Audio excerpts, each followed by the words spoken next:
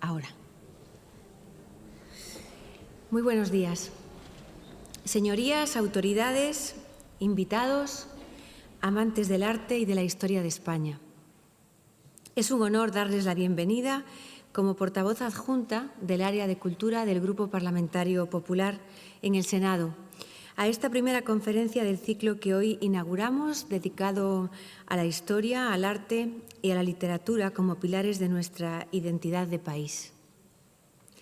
Y no podríamos haber elegido mejor punto de partida que la obra de Augusto Ferrer Dalmau, un pintor que ha sabido capturar con maestría y emoción el alma de España a través de los momentos más decisivos.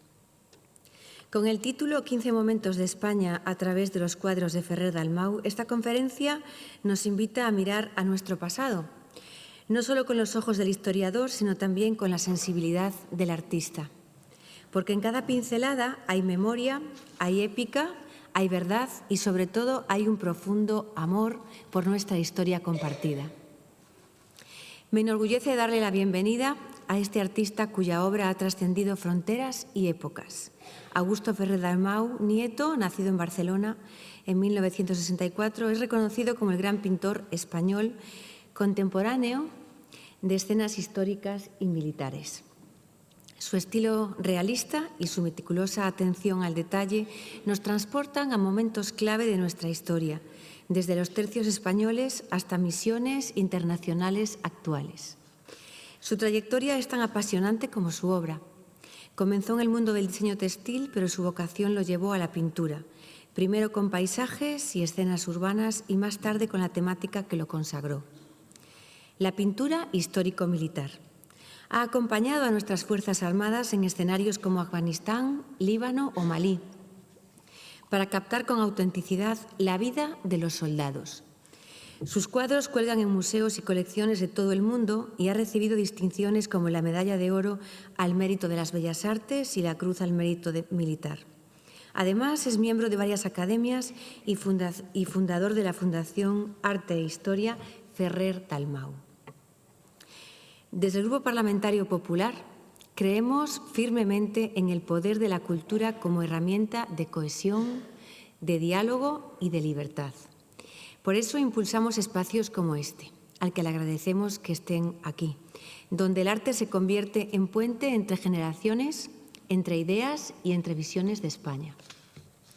Organizamos un ciclo completo con una conferencia al mes desde ahora, septiembre del año 25, que viajará hasta febrero del año 2026, con protagonistas como Luis Zueco, Elvira Roca Barea, Antonio Pérez Henares y Fernando Martínez Laínez. Hoy no solo rendimos homenaje a un pintor, a un gran pintor, hoy celebramos la vigencia de nuestra historia, la fuerza de nuestros símbolos y la necesidad de seguir contándolos, enseñándolos y defendiéndolos. Repito que gracias por acompañarnos en esta jornada, gracias por creer como nosotros que la cultura no es un adorno, sino que es un gran cimiento. Y gracias sobre todo por mantener viva la llama de una España que se reconoce en su pasado para construir con gran orgullo el futuro. Hoy tenemos la oportunidad única de escuchar a este gran artista. No solo pinta la historia, sino que la vive y la hace perdurar en el tiempo. Así que les pido un fuerte aplauso, un emotivo aplauso para Augusto Ferrer Dalmau. Ahora te doy paso a ti.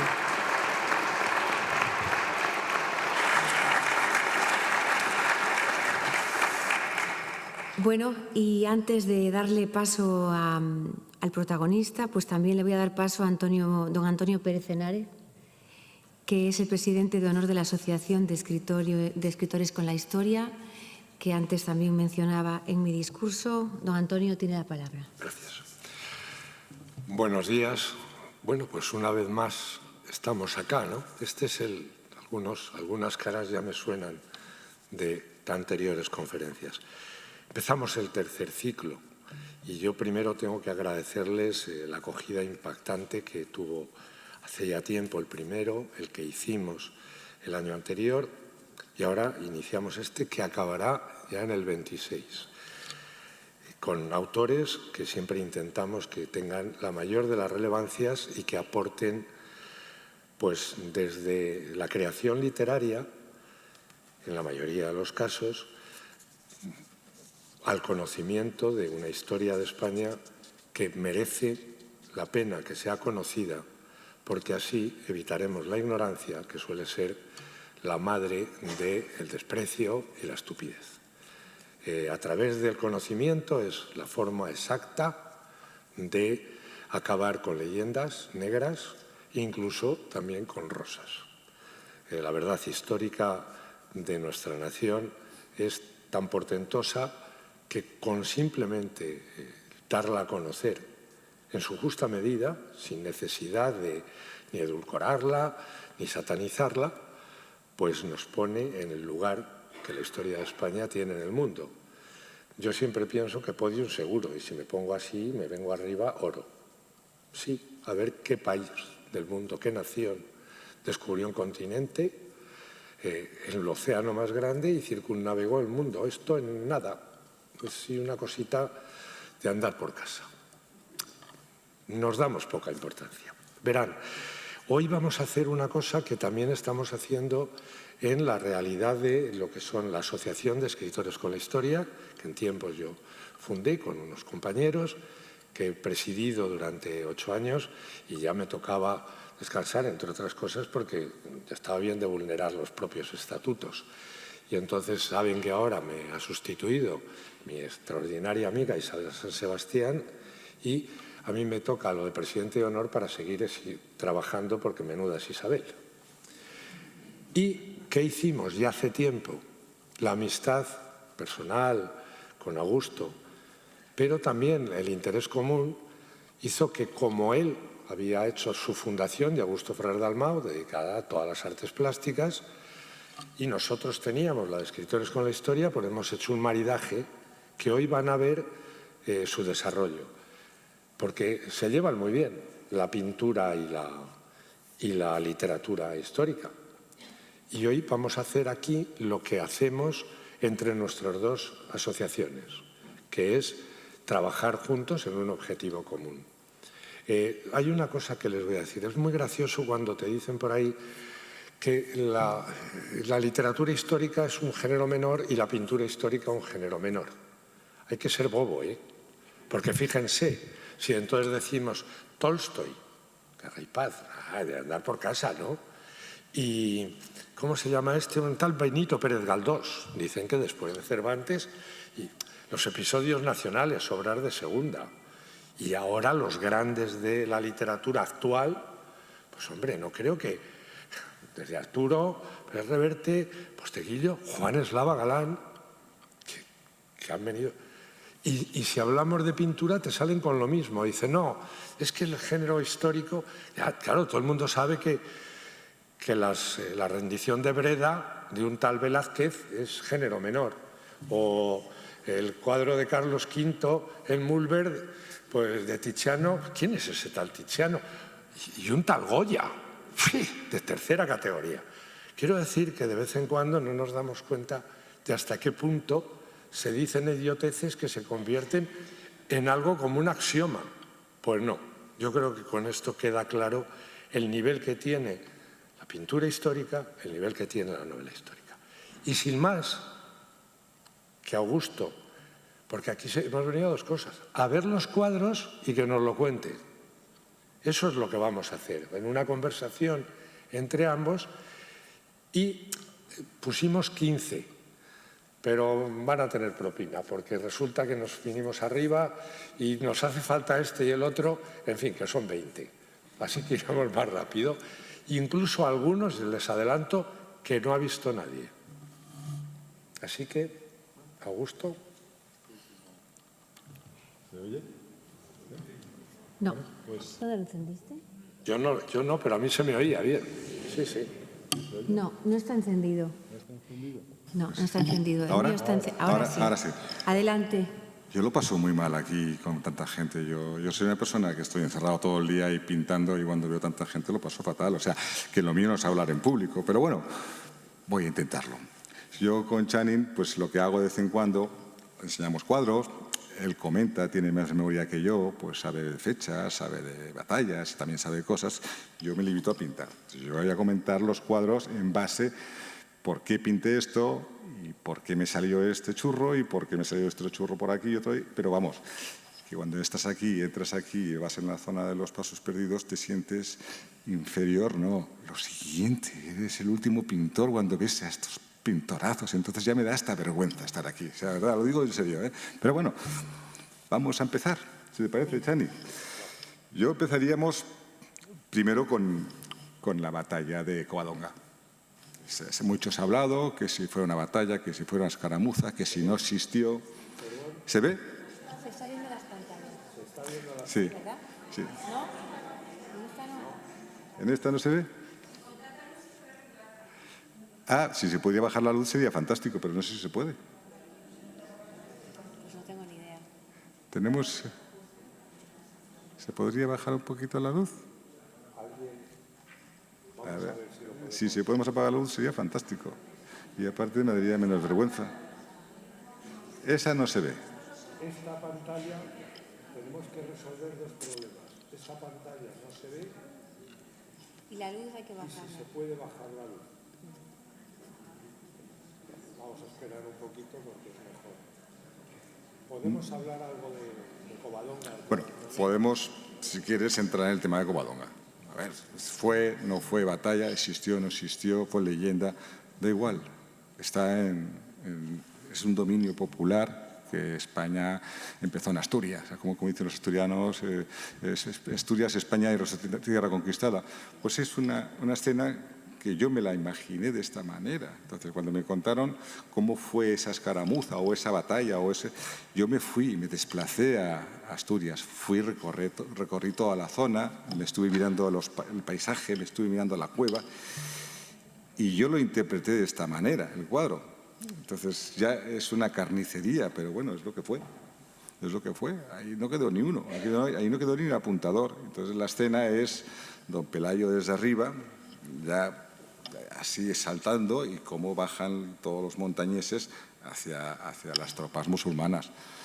Y esto es lo que yo plasmé. Chani. Sí, este cuadro en realidad ahora... Ahora no se le oye. ¿Ahora? Sí. Ya. Este cuadro en realidad respondía a algo. Estamos asistiendo a un negacionismo que es bastante bobo. Hombre, Covadonga no fue una batalla, como dicen en algunas crónicas cristianas, de que había 140.000 caldeos, porque de entrada no caben. Pero lo que es cierto es que algo pasó, algo sucedió, porque directamente dejó de haber dominación musulmana al otro lado de la cordillera cantábrica. Y los musulmanes tenían una ciudad ya montada en Gijón. Y efectivamente, a partir de ahí aparece, porque el reino astur no sale de la noche a la mañana, ¡pop! No. Este es el principio que, lógicamente, la historia se convierte en mito y se agranda de una manera enorme. Pero el hecho evidente de que acaeció son las propias crónicas musulmanas quienes lo indican, aparte de las cristianas.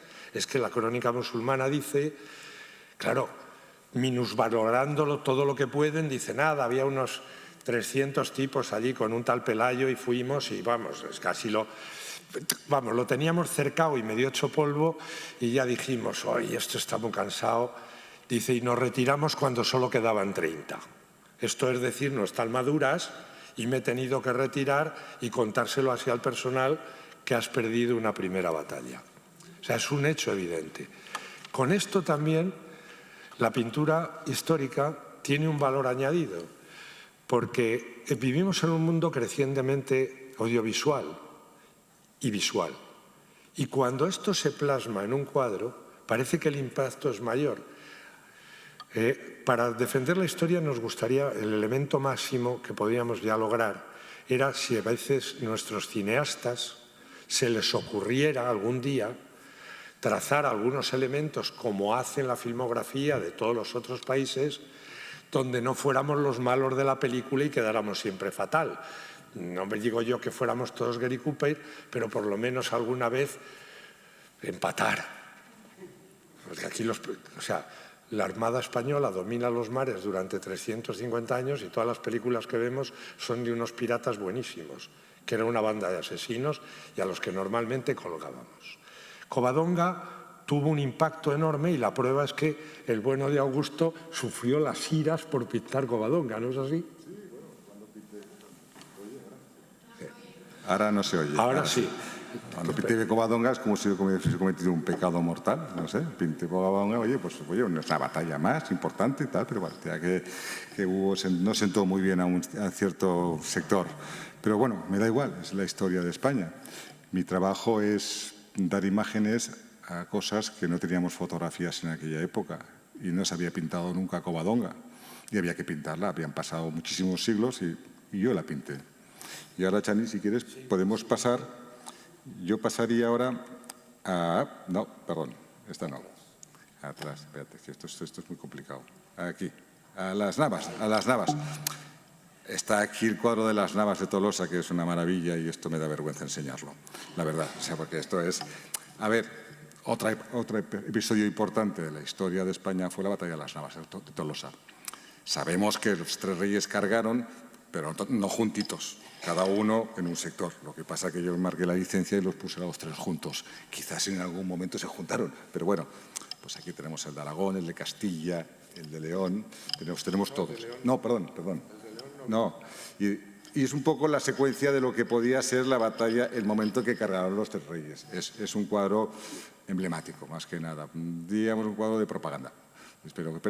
Pero aquí está. Y como me gusta pintar caballos y escenas de batalla, pues este es el momento que yo pinté de las Navas de Tolosa. Bueno, la verdad... Ahora ya está. Ya vamos pillándole. La verdad es que el cuadro efectivamente es un cuadro emblemático, pero lo que él quería...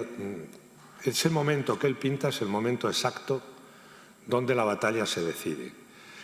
No hay que olvidar, después de que vienen las Navas, el rey Alfonso VIII había sido derrotado de una manera terrorífica en Alarcos.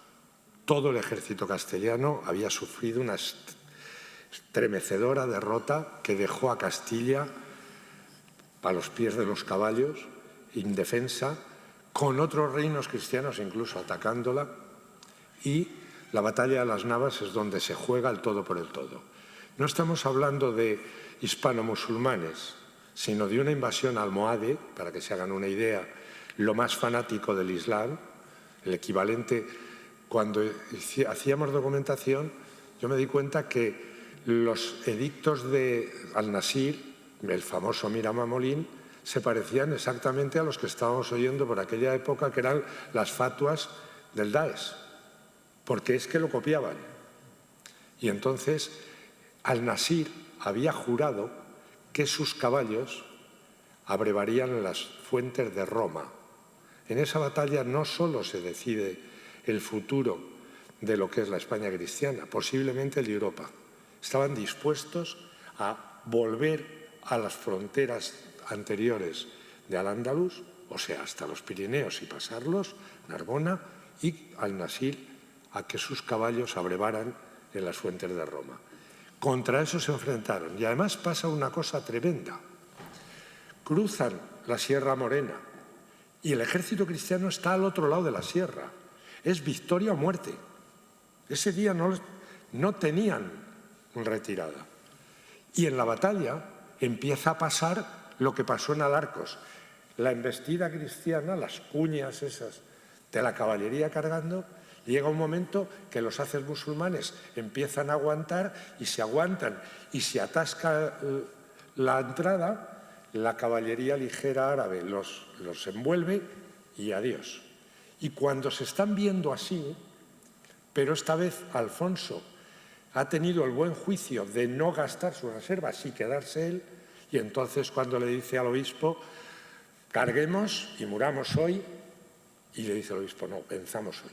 Y esa carga es la que ya rompe los haces musulmanes y a partir de ahí se produce la victoria y sobre todo la degolina, que era cuando se producía, cuando el ejército derrotado se iba y se producía al alcance. Y Alfonso VIII da una orden, no dejar a ningún almohade vivo. Almohade, a los hispano-musulmanes era otra cosa. Él dice, los africanos estos que no vuelvan. Que les parecerá duro, pero lo que no quería para nada Alfonso VIII es que volvieran a pasar el estrecho y volvieran a atacarle de nuevo. Esa batalla cambia el futuro de la historia de España y de la historia de Europa. Por esto había que pintarla.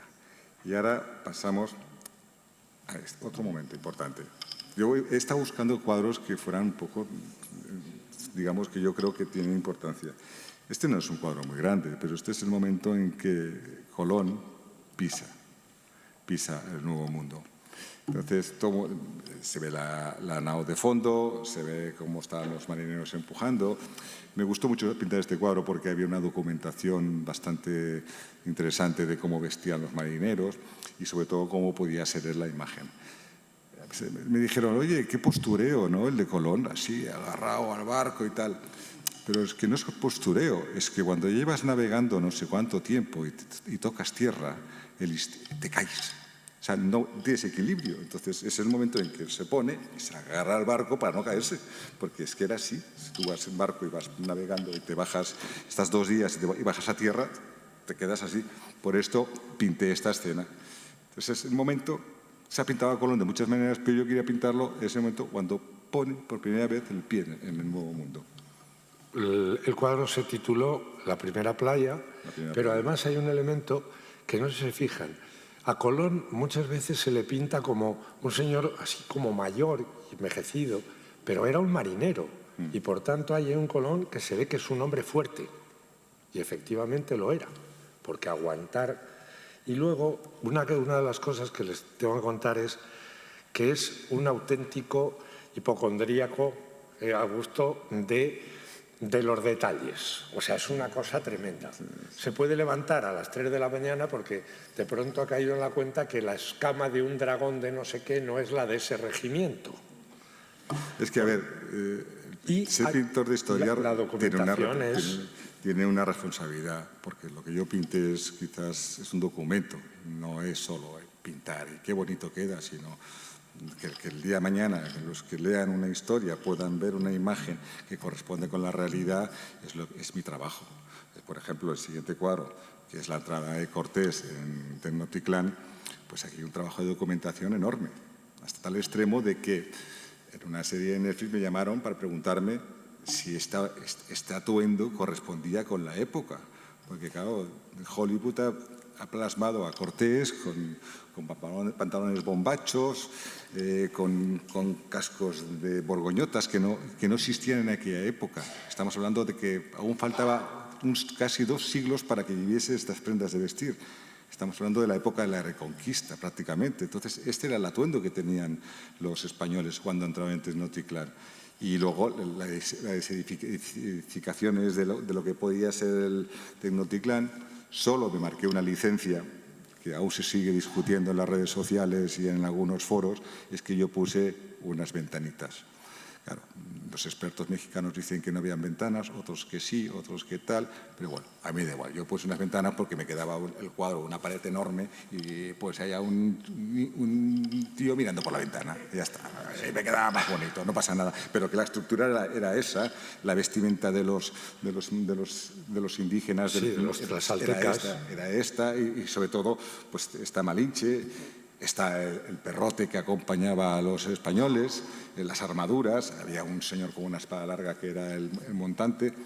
Esta es la verdadera imagen de cuando alguien quiera ver cómo eran los que llegaron a América y era el aspecto que tenían, era este, no otro, de verdad, es este. Y para eso he tenido asesores que me han asesorado, como David Nievas, Yello Balbas, gente que se ha dedicado toda su vida a reconstruir lo que era el aspecto de ellos. Hay un elemento en ese cuadro que a muchos nos impacta, y es que el que refleja un poco la sensación de los indígenas, de los mexicas. Hay un noble mexica, se nota en ese mundo que también hay esclavos de los mexicas, porque llevan tal, pero hay un noble mexica que se lleva la mano así porque no da crédito a lo que está sucediendo. O sea, están entrando en su imperio tal, y tiene una imagen de sorpresa, porque eso es un elemento de los cuadros de Augusto Ferrer Dalmau importantísimo. mírenlos y se darán cuenta que cada uno de los personajes intenta que refleje y que dé algún tipo de mensaje plástico de lo que es la percepción del cuadro. O sea, que cada personaje tiene su alma particular y personal y tiene una emoción, porque si no, el mundo de la pintura histórica se tiende mucho al cartón piedra, a estar todos embarados. Una de las claves de Augusto es que sus personajes en todos tienen vida propia, tienen una personalidad propia. Bueno, lo intento, no siempre me sale. Este cuadro es muy humilde. Este cuadro está en México, está en el estado de Chiapas. Estaba en un museo y me lo encargaron el gobierno de México. O sea, mucho tal, que sí, anti-españoles, pero está en un museo y les ha encantado. O sea, ahora, este es un cuadro nuevo. Este lo acabo de... no lo ha visto nadie. Este lo he pintado hace relativamente poco, ha sido antes de verano. Este a mí me encantó pintarlo, porque este es Pizarro. Este es el momento en que él traza la línea en la playa y dice, ¿quién me sigue? Claro, aquí es el momento en que algunos empiezan a cruzar la línea y hay otros que se lo están pensando y hay otros que cuando veáis el cuadro, que igual lo podéis ver en las redes sociales, quizás mejor, hay algunos que ya agachan la cabeza como diciendo, yo no voy, yo no cruzo esa línea. Llevo 2 años dándome tumbos por toda América, tengo un barco que me va a volver a España. Dice, ¿cómo voy a quedarme yo otra vez aquí? Claro, yo siempre pregunto a la gente cuando ve este cuadro, ¿tú qué hubieses hecho? ¿Hubieses cruzado la línea o no? Habían 100 y pico de españoles, solo cruzaron 13. Un poco la proporción de lo que somos en España los valientes, ¿sabes? Un 13%. Nada más, el resto se fueron todo para casa. Y yo los entiendo, probablemente yo no hubiese cruzado esa línea. Después de 2 años pasando penalidades y con algo de oro, me voy a mi casa. Por eso te digo, este cuadro, yo lo disfruté mucho. Y he puesto a un Pizarro, pues, sí, como estaba. Era de infantería, no llevaba botas, llevaba alpargatas. Ni siquiera eran ya zapatos, eran anudadas con mimbre. Ya estaban todos destrozados. Hay un detalle en la esquina del cuadro que hay una cáscara de tortuga con el humo, porque lo que comían en esa isla era tortugas, Galápagos, no había nada más. Comían pescado o tortugas. Y están todos ahí, pues eso.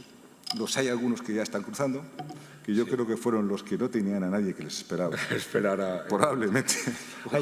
En este cuadro ha sido motivo de conversación, porque claro, si ustedes van a Trujillo, pues ven allí un señor Pizarro montado a caballo y tal. No. Pizarro nunca fue jinete. Nunca.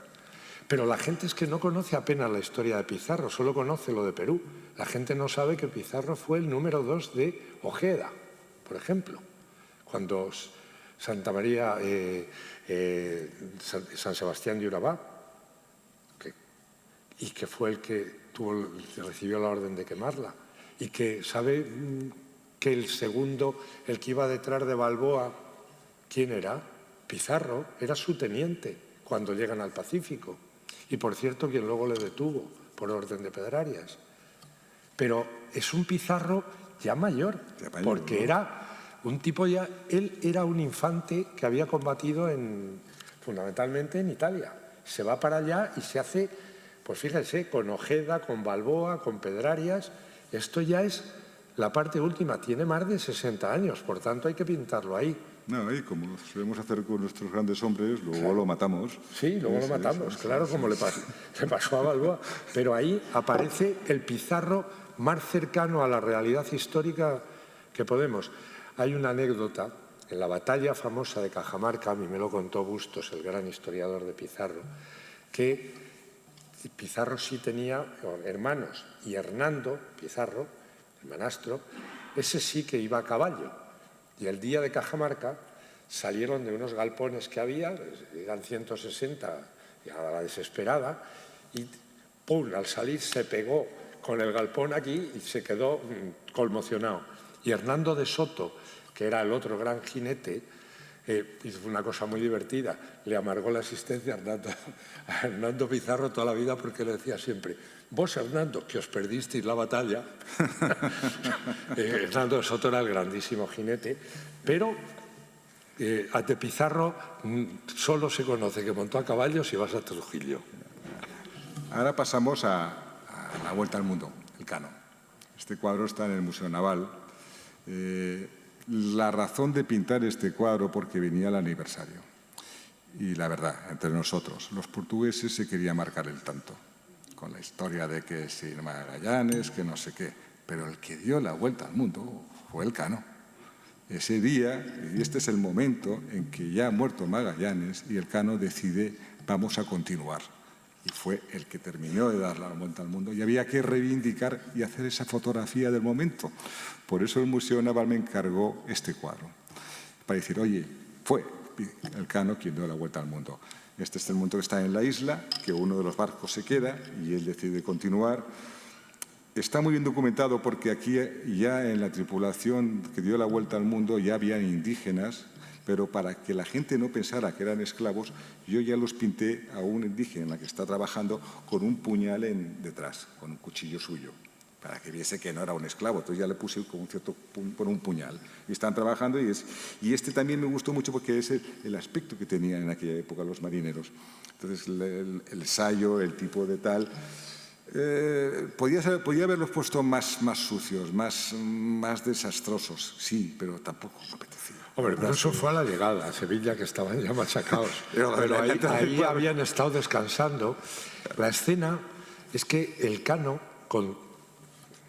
desobedece la orden del rey al hacer lo que hizo, porque el rey Carlos lo que quería era llegar al Moluco, a la parte que él entendía que les correspondía, que era desde América. Lo que querían era que el Pacífico era mucho más pequeño y a poco palman, pero una vez llegados allí, la orden que tenían era que volvieran por el mismo sitio, por lo que era lo que se había decidido por el papado también, que era la parte que le correspondía a España y la parte que le correspondía a Portugal. Se dividieron el mundo. Y entonces tenían que volver desde donde estaban, volver a América, cruzar por donde habían venido, por Magallanes, y volver a Europa. Y eso lo intentó el otro barco. Elcano se va con el Victoria, pero el burgalés, Gómez de Espinosa, y no puede, porque los vientos eran tan malos que no permitían la vuelta. Y se tardó bastante tiempo hasta que un fraile, que antes no había sido fraile, sino que había sido marinero y había estado en el viaje en el que Elcano perdió la vida, la expedición de Loaiza, que hay un segundo viaje, es Urdaneta quien firma en el testamento de Elcano, y es Urdaneta quien llega y desde allí se da cuenta cómo se puede volver. Y la vuelta es subiendo desde Filipinas hasta coger unos vientos que inmediatamente, ¡pum!, te hacían cruzar el Pacífico. Sería el momento del éxito, porque es cuando España ya sabe globalizar. Quiero decir, todas las mercaderías de Asia llegan a América, de América cruzan al Atlántico, los famosos galeones de Manila. Y todo lo que fue la primera globalización, de alguna manera, económica del mundo. Luego, como detalle, añadir que para pintar este cuadro cometí un gran error. Me embarqué en el barco de la María Victoria y me estuve navegando con ellos y no lo he pasado tan mal en mi vida. O sea, dormir en un cascarón allá, con 3 días, fue horrible. Había que ir, meterme dentro, ver cómo era la escena, dónde pinto yo el puente, y estuve 3 días. No subáis nunca en un barco de estos, es una locura. Otro momento, ya sé que no es un momento importante, pero ya que estamos en Estados Unidos y que si el Colorado, que si Estados Unidos, para arriba, para abajo, oye, este es el momento que los españoles llegamos al Colorado y descubrimos el Colorado. O sea, es que te encuentras en películas en Hollywood que aparece un casco español, que es de un antiguo conquistador. Pues ese es el momento en que llegamos y vemos el Colorado. Es un cuadro muy bonito, pero que me hizo mucha gracia porque en redes sociales, cuando lo puso, muchos americanos de Estados Unidos no le daban crédito al cuadro. Decían, eso no es verdad, eso no es verdad, eso no puede ser. Daban por hecho de que todavía han llegado primero los ingleses, mucho antes. Entonces, y esto es una forma de reivindicar también que ahí también estuvimos. No encontramos oro, no encontramos nada. Nos volvimos. Esa expedición es la expedición de Coronado, sí. Pero ahí pasó una cosa, tanto en esa como la de Hernando Soto en el Mississippi, ahí había caballos. y también los llevó Soto.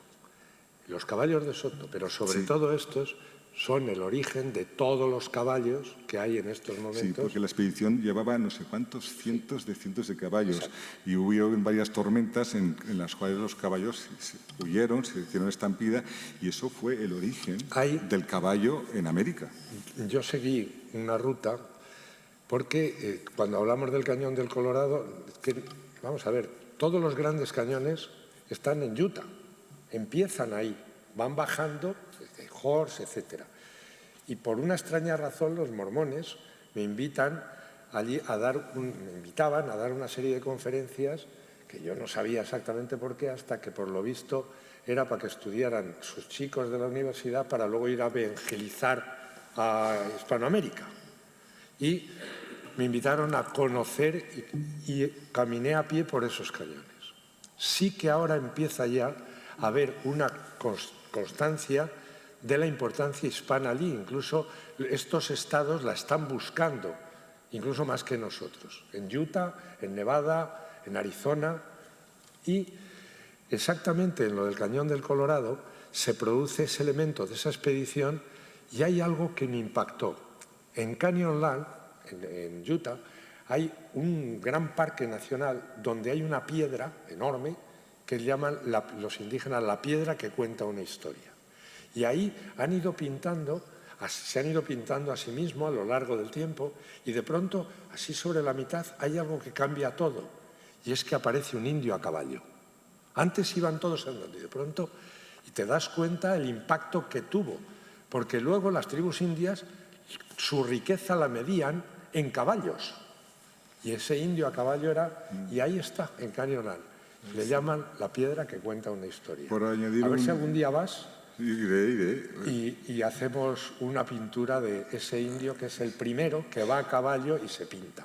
Por ahí hay un detalle, se comentó en este cuadro de que por qué yo ponía a las tropas con armadura, con el casco, con el escudo. Y yo pregunto, ¿y qué se los llevaría si no lo llevan ellos puesto? Entonces yo hice un cálculo de lo que pesaba un peto, un casco y un escudo. Y resulta que pesa menos que lo que llevan nuestros muchachos en misiones internacionales. Un chaleco táctico ahora mismo con el casco, con la munición, pesa más que lo que llevaban los conquistadores. Por lo cual era lógico que entrando en territorio inhóspito pues llevasen lo poco que tenían, que era un peto de hierro y un casco y un escudo, y que no lo dejaran en ningún carro porque carros tampoco tenían. Entonces o lo llevaban arrastrando con una cuerda o se lo ponían.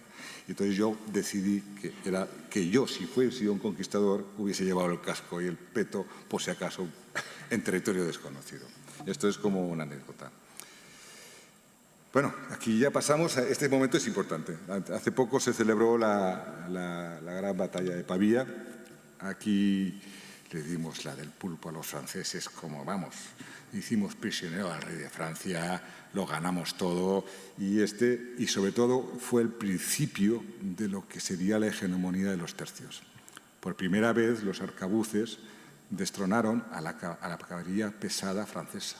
Este es el momento en que la caballería francesa, que eran armaduras muy pesadas, muy duras, eran caballos, lo arrasaban todo.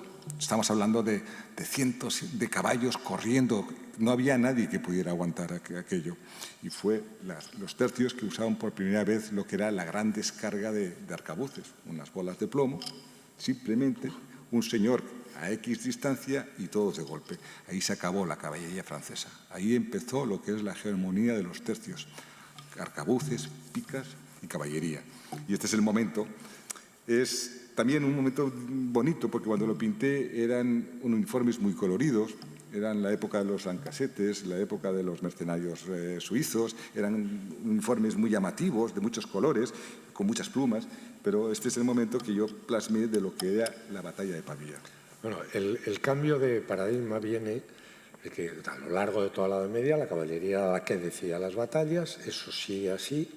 Quien empieza a romper eso es el gran capitán Gonzalo Fernández de Córdoba en anteriores batallas, Cerino, Garellano y tal. Claro, en Pavía ya es, digamos, donde eso se quiebra absolutamente, porque ya lo que él ha empezado a hacer va a convertirse en los tercios, pero es que, ojo, había que disparar muy cerca. Muy cerca, muy cerca. Y eso significaba que tú estás ahí a pie cuando te está cargando sobre ti una mole de caballos y bueno, claro, la tentación tenía que salir corriendo de allí, sí, claro. Pero eso sí, cuando disparaban a lo mejor a 20 pasos o a 30 pasos, claro, aquello era el destrozo absoluto, porque esa bola... Y Juan Eslava un día me explicó cómo hacían para que todos dispararan. Vamos a ver, la línea de arcabuces se ponía, había que encender la mecha. Entonces había un tío que encendía la mecha y se le iba pasando a todos. Pim, pim, pim, pim, pim. O sea, ya tenían como una organización, por eso la disciplina en el tercio era lo más esencial. Si no había esa disciplina y el aguantar, estaban perdidos. Lo sabían, pero me hizo gracia porque Juan lo cuenta con esa gracia que él tiene, de cómo... Y el tipo ese dice, no, ese tenía la labor, tenía que encenderle la mecha a todos. Era el que les arrimaba la candela. Ahora pasamos ya al epoge de los tercios. Este cuadro es un cuadro que le tengo mucho cariño. Este cuadro es El milagro de Emper. Mucha gente no sabía, antes de que yo pintara este cuadro, de por qué la Inmaculada era la patrona de la infantería española. Pues aquí es el momento. Estamos sitiados, rodeados en una isla. Los barcos contrarios nos están dando cañonazos, nos están masacrando. Es el final, o sea, no hay solución posible, pero vamos a morir luchando. Bueno, pues deciden cavar trincheras y en una de las cavando trincheras encuentran una tabla de madera de la Virgen, porque en aquella época los protestantes, los cristianos las escondían por las guerras protestantes. Entonces deciden, oye, vamos a hacer una procesión hasta esta pequeña ermita que hay ahí y nos vamos a encomendar a Dios. Bueno, pues es el momento que están haciendo esa procesión con la Virgen, están todos destrozados, están muertos, la gente lo está pasando fatal, lleno de barro. Y al día siguiente ocurrió un hecho que jamás en la historia ha pasado. Se congelaron las aguas. Se congelaron las aguas, pero hablaban del tamaño de una lanza de hielo, por lo cual nosotros fuimos a por los barcos a pie y no dejamos a ni uno. Y fue cuando los contrarios dijeron que Dios efectivamente era español. Y entonces la Virgen, la Inmaculada, es la patrona de la infantería. Y este es el momento de la procesión. Entonces, claro que para mí es muy importante. El almirante holandés lo tenía todo en la mano. Es que no tenía ninguna posibilidad. No. Simplemente con cañonearlo se los iba a cargar. Ya está. Pero al helarse eso, al amanecer se dio cuenta que tal. Y cargaron pues con una furia tremenda. Imagínate. Y todo eso. Yo debo ser español, por cierto. Esa frase, el año pasado, nosotros estamos colaborando con Puy de Fou muchísimo, se hizo un concurso de relatos, también otro de pintura, y en el de relatos ganó precisamente un relato que se titulaba Dios debe ser español. Y utilizamos luego el cuadro de Augusto para la portada del libro de los 12 finalistas. Dentro de poco les anunciaremos, porque se presentaron 1.183 relatos. Para que no interese la historia de España, tela. Fue el récord absoluto. Entonces, digamos que esta fue la época dorada nuestra. Ya se congelan las aguas y ganamos a los enemigos. Ya dije, pues ya estuvimos unos cuantos siglos pues ganándolo todo. Este cuadro ya es muy conocido, que es la derrota de Récora o la batalla de Récora. Este ya fue el comienzo del declive de nuestro imperio. Aquí fue la primera derrota que tuvimos los españoles, estábamos combatiendo. Ya el único cuadro que quedaba era el cuadro español, porque los demás habían sido ya masacrados, y efectivamente no concebían en su imaginación rendirse. O sea, para un español rendirse no existía esa imagen. Muero, aquí me muero y aquí mato a todo el mundo y moriré. Pero claro, fue tal la resistencia española en ese grupo de españoles que quedaban que los franceses dijeron, oye, esto se nos está alargando. Sí, les estaba costando cada carga 10 por 1. Claro, 10 por 1, y sabían que venían refuerzos a 2 días de camino. Y todo cuando le dijeron a los españoles, oye, ¿y si os dejamos marchar con las banderas y con las armas y lo dejamos en paz? Y los españoles dijeron, pues bueno, vamos, ¿sabes? Pero se marcharon con sus lanzas, con sus banderas, pero no dejó de ser una derrota, la primera gran derrota que recibimos, y ya pues... Abandonaron el campo. Dejaron el campo. Y por eso se considera una derrota. De hecho, es que el único cuadro que quedaba ya era el español. El cardenal Infante había ya no rendido, sino que también había dejado el campo. Pero en el imaginario quedó que no había quedado nadie del cuadro de Rocroi. No. Salieron con sus banderas y con sus armas porque el general francés, bueno, dijo, vamos a ver, ¿qué adelanto ya con eso si estoy perdiendo 10 de cada uno? Pues no me interesa y que se vaya. No se alienta. Y ahora hacemos un salto en la historia. Ahora ya nos vamos, seguimos en América, pero ahora es reivindicar la aportación de España a la Revolución Americana. Ya estoy hasta las narices, que en España, en las películas americanas, solo hablan de los franceses, de los ingleses, y nunca nos dicen que nosotros participamos en la Revolución Americana. Probablemente aportamos muchísimo más que los franceses, pero bueno, a nosotros nos sacan. Este es el momento en que Gálvez, que tiene el nombre de una ciudad americana, Galveston, decidió dar la vuelta por detrás para tomar Baton Rouge. Y la única forma de tomar Baton Rouge y que no fuera de frente era atravesar el Mississippi. O sea, casi nada. En aquella época atravesar el Mississippi entre caimanes, enfermedades, mosquitos. Y todos los Everglades. Barro, agua. Era una proeza. No existían, no tenían imaginación los ingleses para sospechar que podía haber a un loco que se le ocurriese pasar por el Mississippi. Pues nosotros lo hicimos. Y este cuadro es bonito porque aquí nosotros teníamos, nuestras tropas habían negros libres, nosotros teníamos hombres de color libres que combatían con nosotros, nos acompañaron colonos y nos acompañaron indios, por lo cual teníamos una tropa multirracial.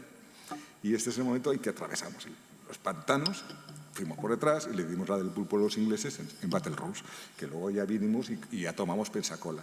Pero quería pintar esta escena sobre todo porque es la mezcla entre diferentes etnias que eran todos colaboradores nuestros y que eran seres libres. Hay esa contribución. La clave, Washington estaba en el norte absolutamente, pero muy a la defensiva, muy acorralado por el general inglés. El ataque español de ahí hizo que tuvieran que replegar fuerzas, pero hubo un elemento por mar que fue todavía más decisivo, que fue el almirante Córdoba, que a la altura del Cabo de San Vicente capturó la friolera de 53 barcos ingleses que llevaban soldados, munición y todo lo que necesitaba el ejército inglés. La captura de toda esa flota significó el desabastecimiento del ejército inglés y ese es el principio del fin, digamos, de los ingleses. Se desplomó la bolsa inglesa ese día. Y ahí había un señor que era íntimo amigo de Washington, me parece el nombre Miralles, que fue el gran espía, por un lado, y él que hacía esto, porque España, porque España era un reino, apoyar a alguien de las colonias que quería independizarse, decía, coño, que luego van a venir por nosotros. Pero claro, a atacar a los ingleses gustaba y se hizo un poco, digamos, de tapadillo, mientras que Lafayette pues hizo mucho aquí estoy yo. Sin embargo, la intervención española es totalmente decisiva, se empieza a reconocer ahora. Bueno, luego había que hacer algo naval, este cuadro está en el Museo Naval de Cádiz, este es, digamos, el Sagunto, la Victoria, como es el Sagunto naval. Un barco español que llevaba oro, venía de América, traía oro, fue abordado por varios barcos ingleses, el Glorioso se llama el cuadro, los destrozó, llegó, entregó el oro y a la vuelta le volvieron a atacar. Creo que hundió 8 barcos. El Glorioso hundió 8 barcos y ya rodeado por la flota inglesa, claro, les iban bombardeando, ya no tenían velas, ya no tenían nada y llegó un momento que se quedaron ya sin munición. Entonces, en aquella época había cierta caballerosidad en el mar y dijeron, estos españoles ya no tienen munición. ¿Qué hacemos? ¿Los abordamos? No había nadie que tuviese los para poder abordar un barco español con unos tíos cabreados. Entonces dijeron, oye, ¿y si lo dejamos en paz? Y ahí también, pues oye, pues nada, les dejaron marchar, el barco se llevó a los ingleses para puerto, pero nunca llegó. Nunca llegó, se hundió durante la travesía, por lo cual nunca lo pudieron reparar. Y este es un cuadro, pues no deja de ser ese, el Sagunto español, la defensa hasta la última bala o el último cañonazo, pero en el mar. Un poco más, reivindicar un poco la fuerza de la Armada, de la Marina. Este es otro cuadro que me gusta. A ver, este es un cuadro que es de sanidad militar. Había que pintar sanidad militar, un cuadro que los representara. Entonces siempre se habló de la batalla de Bailén. La ganamos. Pero este cuadro yo lo titulé El precio de la victoria. Como es un cuadro para sanidad, ¿qué ocurría después de las batallas o durante la batalla? Pues durante la batalla habían puestos auxiliares que iban con un carromato los médicos y los que podían llegar andando se curaban y los que no, pues eran llevados por compañeros. Y esto es un poco lo que le da el reflejo de un hospitalillo ambulante en las batallas de la época de Napoleón. Entonces, por esto lo titulamos El precio de la victoria. Y este cuadro está en Sanidad Militar, en el Museo de Sanidad Militar. También me gustó la idea de, bueno, claro, se cortaba, se amputaba, ahí mismo lo que se hacía, la gente moría como morían. Aquí las mujeres tuvieron un protagonismo importante en Bailén, por esto están allá ayudando a los médicos. Y el detalle de dos prisioneros franceses que están llevando a un herido español y detrás el compañero está apuntando a los franceses, que es un coracero francés y otro francés, oye, venga, llevarlo para allá, para el botiquín. También tuvo cierta polémica porque decían que era muy sanguinario y tal. Yo creo que fui bastante moderado, porque debía ser mucho peor de lo que yo pinté. Pero bueno, sí que me documenté mucho, era este tipo de carromato, era este tipo de puestecillo que tenían, que lo iban moviendo según como fuera la batalla. O sea que... Se está descubriendo, fíjense, vuelve atrás, en las Navas parece que se ha descubierto el sitio, sí. Digamos, el lugar de la sangre, que era donde llevaron también, porque hasta la victoria más aplastante siempre hay muertos en tu lado, claro. Siempre. Claro, pues siempre hay, algunos no pueden celebrar la victoria porque están muertos. Claro, a mí me gusta este cuadro por esto, es la parte detrás de la victoria. Bueno, y aquí llevamos allá al final de la Guerra de Independencia, de la batalla de San Marcial, aquí ya los franceses ya no los masacramos. Estos los montes de San Marcial, aquí ya nos juntamos diferentes. Ya los españoles ya tenían armamento, equipo, ya venía de los ingleses. Aquí fue cuando Wellington dijo que el mejor soldado era el español, porque aquí habían gallegos, había leoneses, habían asturianos, habían vascos, estaban todas las tropas del norte combatiendo. Y es una escena, pues bueno, que había que pintar, la batalla de San Marcial, yo creo la última gran victoria. Hay un elemento dentro de la Guerra de la Independencia que siempre lo he estado estudiando en los últimos tiempos y me duele muchísimo, y es el mayor expolio que ha tenido España a lo largo de toda la historia es el expolio francés. O sea, se llevaron todo, saquearon todo, todas nuestras obras de arte que pudieron pillar, etc. Y incluso fundiendo estatuas si tenían oro, tenían plata, etc. Soult, que era la rapiña absoluta, solo vencido por Pepe Botella, que se llevaba 200 carros con todo el arte que había. Fueron alcanzados y Wellington los alcanzó. Y los grandes cuadros se los llevó Wellington a Inglaterra. Pero Wellington demostró ser un auténtico señor siempre. Y le escribe al rey que primero había traicionado a España yéndose con Napoleón y luego colocamos aquí al infame Fernando VII, le escribe diciendo: Majestad, tengo todos estos cuadros que capturamos al ejército francés en retirada, ¿cómo hago para devolverlos? ¿Sabe lo que contestó Fernando VII? Quédeselos. Y por eso cuadros como la Venus del Espejo de Velázquez, etcétera, están en la National Gallery. Porque encima de haberle restaurado en el trono, despreció hasta los cuadros más importantes de ahí. De vez en cuando hay cosas que en la historia duelen. He ampliado un detalle del cuadro. Aquí es el detalle de un tambor. El niño. En aquella época los tambores y los pífanos eran niños, iban a la guerra también. Entonces yo no quería dejar pasar la escena de un tambor, que era un tío que era de 12, 13 años, pues con un disparo en el tambor y una muerte así. Había que plasmar, ya sé que es duro, hubo gente que me censuró, pero ¿por qué pintas estas cosas? Porque es así, y así ocurría. Morían soldados, pero también morían los tambores y los pífanos que iban con las trompas, que morían en la batalla. Pero bueno, así son las cosas. ¿Qué vamos a hacer? A ver si consigo saber cómo he hecho esto para pasar ahora. Vale, aquí vamos. Pues esto no podía faltar. No podía faltar. Claro, ¿saben por qué, no? Es un carlistón. Mi familia es carlistona desde la primera guerra carlista. Hemos estado 3 guerras, hemos perdido las 3 guerras. Pero voy a decirte, pero esto es el maestrazgo. Durante casi más de un siglo, casi más de medio siglo, hubo una guerra civil, los carlistas y los liberales, y se masacró España. Este es General Cabrera, en el maestrazgo, en Morella de Fondo, y es un poco la escena de lo que podían ser las tropas carlistas en aquella época. Han dicho que eran guerras románticas, no lo fueron. Fueron probablemente la primera guerra carlista, la más sangrienta de la historia de Europa. Así decían los cronistas ingleses, porque no se hacían prisioneros. O sea, y ni siquiera se les disparaba a los prisioneros, se les mataba con piedras para no gastar munición. Y fue una barbaridad la primera guerra carlista.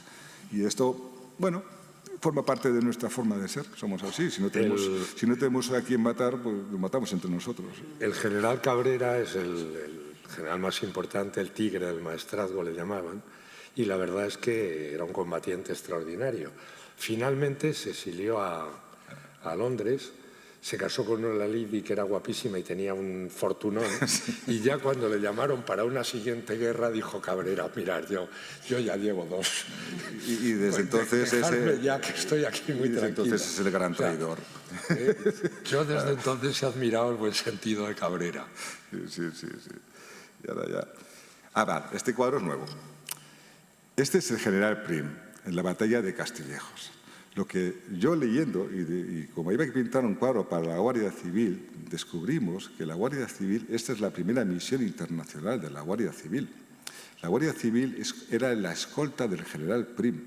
Por esto este cuadro, cuando el general Prim está viendo que se está perdiendo la batalla y dice, voy a cargar por delante contra los moros, y dijo, no me dejaréis solo. Entonces él cogió la bandera y tiró para adelante con el caballo. Los que le escoltaban eran guardias civiles, era la escolta del general Prim.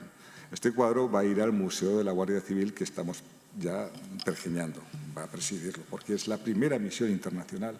De los escoltas de Guardia Civil, creo que murieron 2, 3 o 4 heridos y en general escoltado por ellos. Por este cuadro tiene importancia. O sea, este es otro de los que les decía que no son conocidos y que tienen el privilegio de poderlos ver. Pero este bonito es un cuadro porque me apetecía cómo plasmo yo la primera misión internacional. Y fue esta. Tiene gracia, General Prim. Y ahora ya pasamos un salto y seguimos en África, y esto es el desastre anual. Fue un gran desastre, fue una gran derrota, fue una barbaridad, pero hubieron actos heroicos dentro de la derrota. Y este es cuando la carga del río Igán, la carga del regimiento Alcántara, que para ayudar a los que huían, cargó hasta 7 veces contra los musulmanes, contra los moros, contra los marroquíes o los insurrectos. Cargó hasta 7 veces. La última carga la hizo los caballos al paso, ya no galopaban.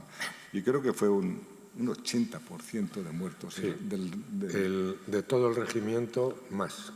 O sea, prácticamente no llegó ni al 10% a los supervivientes. Y el coronel que lo mandara, el Primo de Rivera, también murió. Teniente coronel también murió. Y fue un acto heroico y hace poco se les concedió la laureada que hace 5 o 6 años. El sacrificio al principio fue fructífero porque permitieron la retirada hasta Montearruit, que es donde después los masacraron. He de decirles que Augusto tiene en casa un equipamiento completo del regimiento Alcántara. Tengo hasta la silla de montar, tengo todo. Ahí también hubo un elemento. Al final ya no quedaban para cargar, cargaron los veterinarios, los herradores y cargaron los 14 trompetas. que tenían 14 años. No sobrevivió ninguno. Ninguno, todos. O sea, fue realmente porque al final ya no había caballos y cargaban a pie. Sí. Pero lograron abrir el paso y lograron la retirada. Luego, tristemente, Montearruiz sería el desastre. Este también ocurrió un desastre anual, pero este es un homenaje al cuerpo de intendencia. Siempre hemos imaginado que el cuerpo de intendencia del ejército eran los que estaban en retaguardia, que pagaban, que traían el pan, la comidita y todo eso. No. Aquí el regimiento de intendencia se la jugó, porque esta era la posición que estaba sitiada, donde realmente la única forma de traer agua era con mulas. Y entonces traían el agua con mulas mientras les iban disparando alrededor. Entonces, claro, no había manera de traer agua. Y esta es la última intento de conseguir traer agua. De todas las mulas que llegaron, solo que yo creo que entraron 2. El resto de los ingenieros, de los intendentes murieron. Este cuadro se titula Sangre por agua. Este es un cuadro que realmente es impresionante. Yo disfruté. Lo pasé mal pintando este cuadro porque realmente me puse en el lugar de esta gente, con el calor, subiendo una cuesta. Pero el problema no era ese. El problema es que la posición estaba cercada con alambrada y solo había un paso. Y claro, todas las mulas se concentraban en ese hueco. Y aquí es el momento que están pasando por el trozo donde no hay alambrada. Y estaban batidos por el fuego de los moros. ¡Pam, pam, pam! Cómo caían las mulas. Entonces, solo consiguieron pasar 2 mulas con agua. El resto de la posición estuvo bebiendo tinta, sus orines, hasta que llegó un momento que dijeron, oye, maricón el último, y se largaron como pudieron.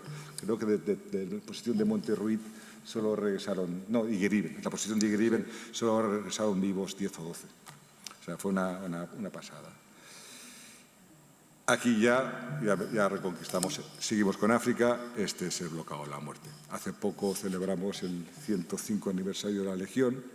Este cuadro me lo encargaron porque es lo que representa la Legión, que es el famoso bloqueo de la muerte. Cuando dijeron, necesitamos voluntarios para morir, se titula el cuadro, voluntarios para morir, porque sabían que iba a una posición donde se trataba de aguantar, pero que la gran mayoría iban a morir. Entonces es un poco la imagen, el momento final de los legionarios que están aquí, que están aguantando. Este cuadro, para pintarlo, como la acción fue nocturna, tuve que jugar con el factor de... Sabemos que habían entoldados en las posiciones españolas, sabíamos que los moros tenían cañones, pues yo en una de estas imaginé, bueno, pues oye, se incendió el entoldado y esto me sirvió para iluminar el cuadro y si pudiese ver de noche. Entonces, es el truco que me marqué. Pero bueno, podía haber sido perfectamente. Entonces, pero este es el último momento cuando llegaron el resto de las tropas se lo encontraron a todos muertos. Y por esto es el emblema de la Legión y es el bloqueo de la muerte. Y ya para terminar, nos vamos ahora. Este cuadro lo pinté y es de ahora. Este cuadro está en el Museo del Ejército. Se titula La patrulla. Yo estuve con estos soldados en Afganistán. Fui allá durante 2 semanas para buscar un cuadro que representara la esencia de la misión de Afganistán.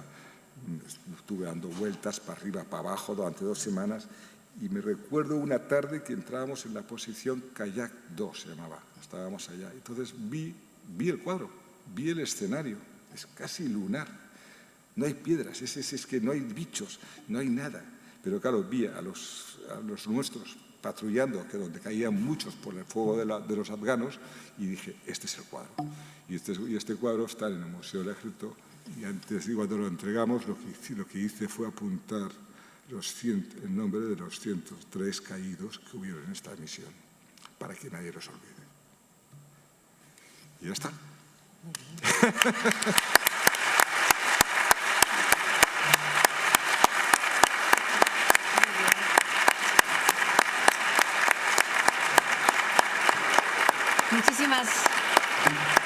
Muchísimas gracias. Muchísimas gracias. Voy a darles un turno de palabra. ¿Quién quiere hacer alguna pregunta? Sí. ¿Pregunta? ¿Algún comentario? ¿Alguna cuestión que se le pueda dirigir pues tanto a don Antonio como a don Augusto? Sí, allí, esta señora.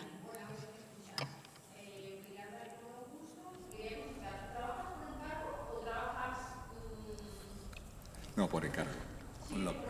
Por encargo. Lo que pasa es que muchas veces ahora ya me vienen y me dicen, quiero un cuadro tuyo. Me da igual lo que pintes. Y entonces me permite hacer cosas bonitas. Pero hasta hace unos años todo siempre soy por encargo, siempre. ¿Más sugerencias, preguntas? ¿Sí?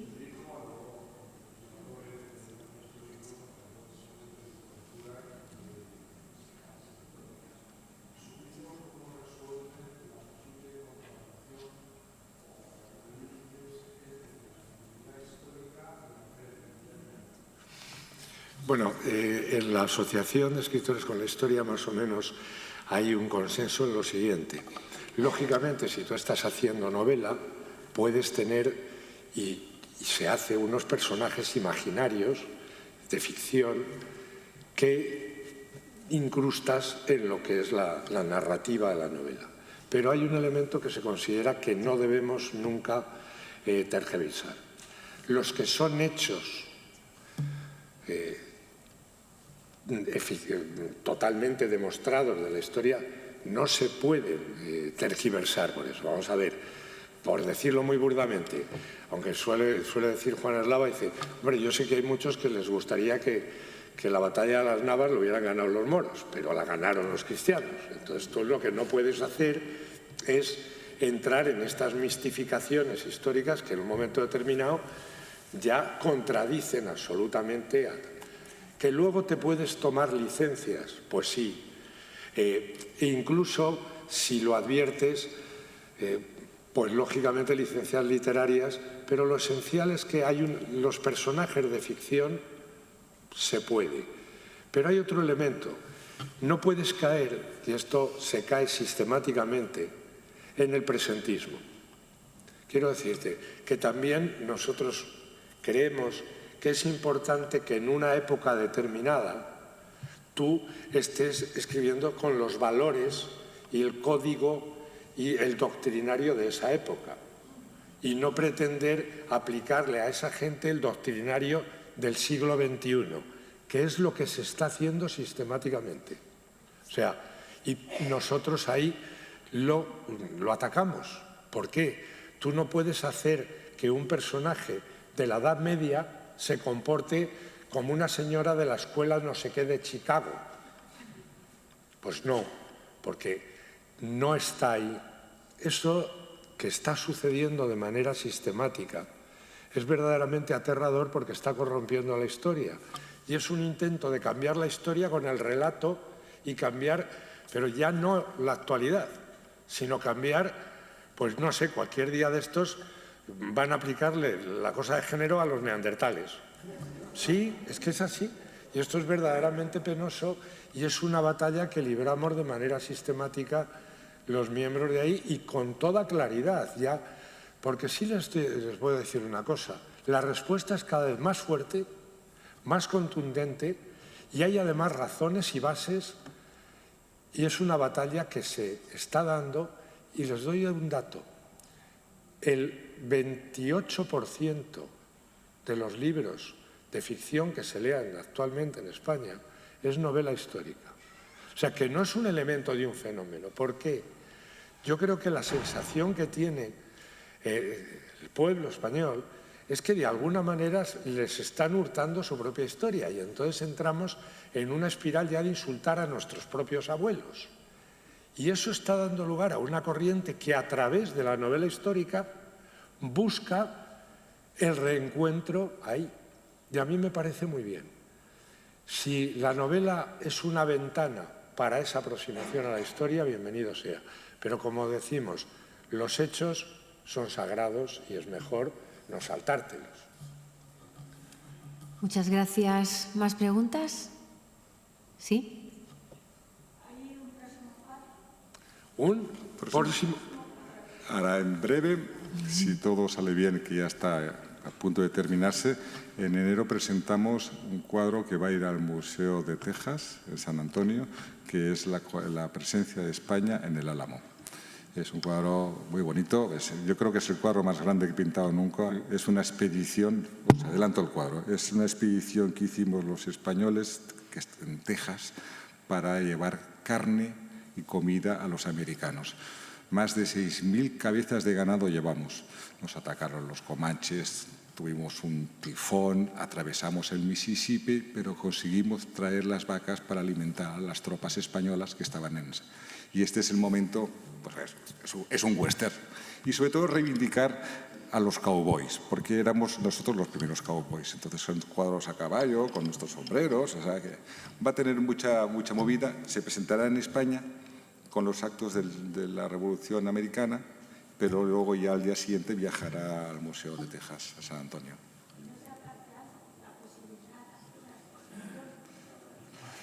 Lo estoy intentando.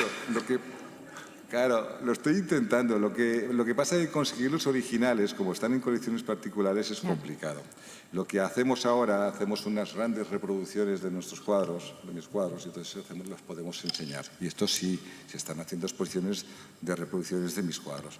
Intento que vaya 1 o 2 originales, pero es que la gente no me quiere dejar los cuadros. Es que no hay manera. Este de Texas, que he tenido el privilegio de verlo prácticamente, me parece maravilloso. Desde luego, a John Wayne le hubiera encantado.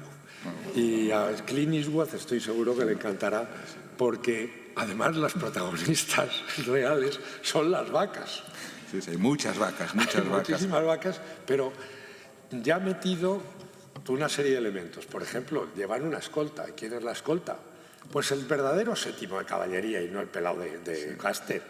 Los dragones de Cuera. Claro, sí, con sus escudos. Saben que la primera gran batalla contra la nación comanche, protegiendo precisamente a los apaches, que estaban en los presidium, los fuertes, eran los presidium, esos dragones de Cuera con un armamento y unos caballos, tal, combaten contra el gran jefe comanche que tiene aterrorizada toda la frontera, que se llama Cuerno Verde, y lo derrotan. El coronel Anza lo derrota en una batalla campal de los dragones de Cuera contra los comanches, y lo matan.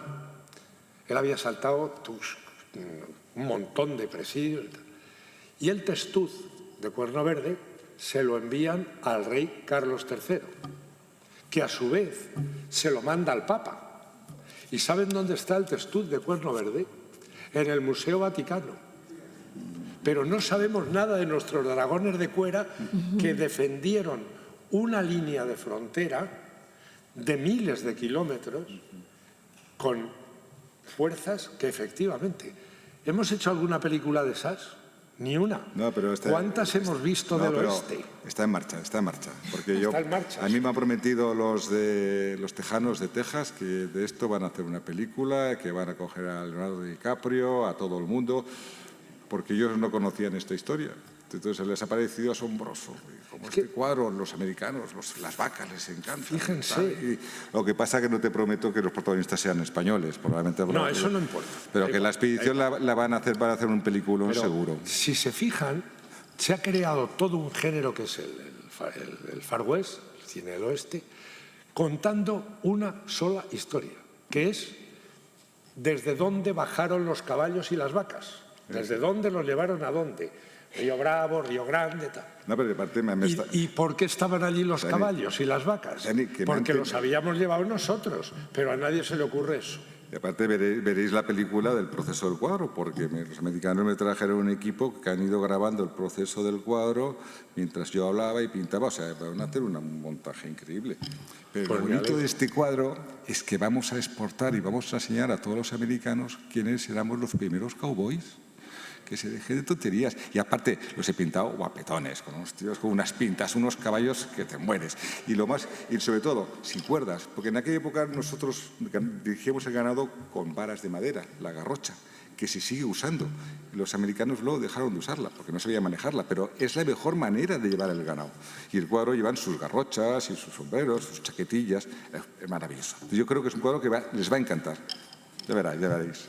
Esto ya mismo, ¿sale?